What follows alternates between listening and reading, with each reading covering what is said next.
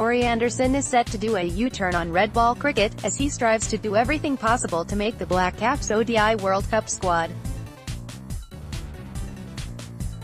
Having at the start of the season proclaimed he would take a break from the longer form of the game and concentrate on the limited overs versions, in order to give him the best chance of making the global showpiece, it's now ironically in the Plunket Shield where the injury-plagued all-rounder could be pushing his case. After back surgery in 2017, Anderson made his Black Caps return in two T20s against Pakistan in the United Arab Emirates last November, before a heel injury had him head home as a precaution. Gareth Copley, Getty Images. It was at the Champions Trophy in mid-2017 when Corey Anderson last played ODI cricket for New Zealand. A bout of shingles followed, and when it flared up a second time it saw him sit out New Zealand A's final one-day game against India in Mount Maunganui in the night's opening match of the Super Smash T20 competition. Read more, *, silver lining to Warner, Smith bans *, Black Caps legends lock horns *, Black Caps quick nears return *, balance key for Black Caps now finally returned to 100%. The 28-year-old has been back at the bowling crease in the night's last two matches, impressing with 2 wickets in each, and good control and variation, in an important sign he's still got both strings to his bow. But the clock is ticking for his involvement in the World Cup in England and Wales, which starts on May 30th, the issue being a lack of 50-over cricket on offer in the meantime, with the Ford Trophy ironically this season moved forward in the calendar and already completed. Raghavan Venugopal, Photosport. Now back at 100%, Corey Anderson is doing some good work with the ball for the Knights in the Super Smash.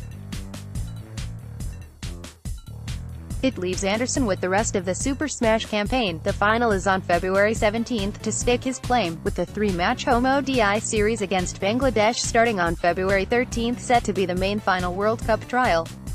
Whether Anderson would be considered ready for that, with still a couple of weeks until his New Zealand cricket-monitored load building should have him ready to bowl 10-over allocations, is questionable.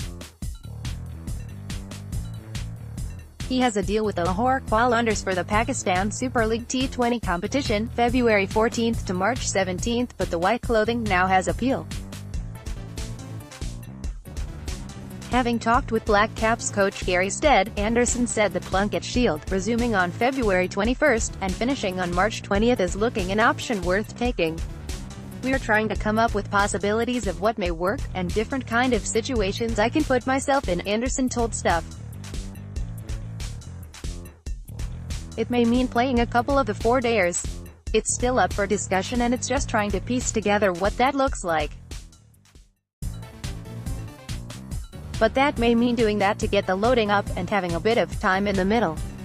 I know it's a red ball and it's in white clothing, but I think for the sheer purpose of loading it's definitely a consideration that we've got to look at. It's in the white clothing where Corey Anderson could be pushing his case for this year's World Cup. It's not something I'm thinking I'm being forced into or I'm clutching at straws to try and do something. I think it's more one of those things, looking at what's going to be the smartest option at the time and what's going to give me the best chance to be able to make that World Cup side, and it's certainly the World Cup that's been a driving force, as the race for the all-rounder spots heats up.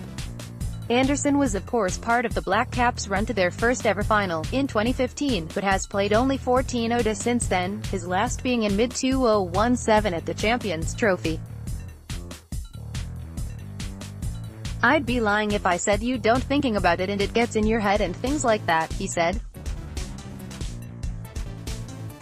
"I know over the past couple of weeks, when you're not getting runs, you're thinking about things and you try and force the issue more than probably what you need."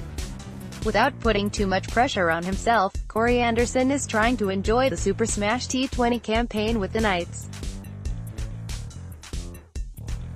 And with cricket, such a fickle game at times, I think you've got to strip it back.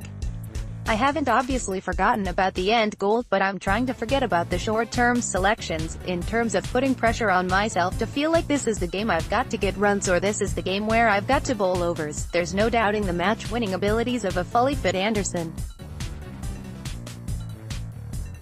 then world record fastest ODI 136 balls, against the West Indies on New Year's Day, 2014, in Queenstown thrust him onto the world stage, with that big hitting ability so valuable in finishing in innings, while a bowling average of 25 is excellent for an all-rounder, as wickets become an important method of run prevention in the modern day.